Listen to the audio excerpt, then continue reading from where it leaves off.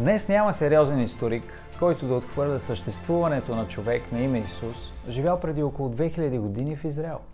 Освен това, историците са единодушни в това, че учениците на Христос доброволно са дали живота си заради убежденията си. Какви трябва да са тези убеждения, че да са по-ценни от живота? Нека да надникнем какво казват известни писатели в древността относно личността на Исус. Това са някои от тях. Йосиф Флавий е древноримски историк от еврейски произход. Той пише: по това време живял един мъдър човек на име Исус. Поведението му било добро, а учението му забележително. Много хора от юдеите и от другите народи станали негови ученици.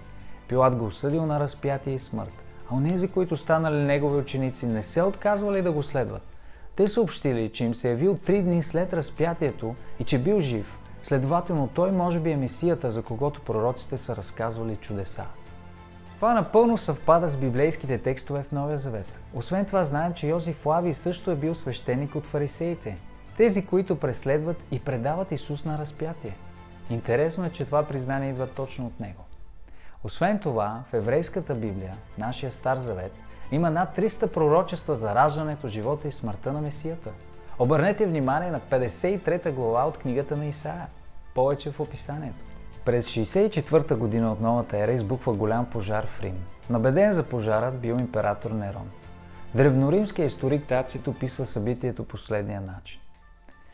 И така Нерон, за да обори слуховете, пренасочил вината и предал на смърт тези, които със своята мерзост навлекли върху себе си всеобща ненавист, които тълпата нарекла християни.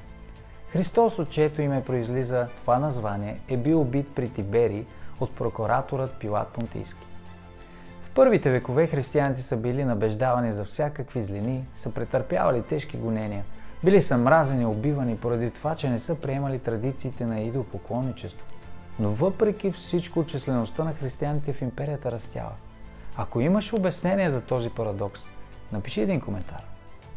Друга историческа личност, Плиний Млади, древноримски политик, писател и юрист, пише: те, християните, имаха навика да се срещат в определен ден преди зазоряване, когато пееха химн с различни стихове на Христос като на Бог и се обвързваха с тържествена клетва да не извършват никакви зли дела, никога да не извършват измама, кражба или прелюбодеяния и никога да не изменят на думата си. Други личности в древността, които споменават за Христос, виж в описанието.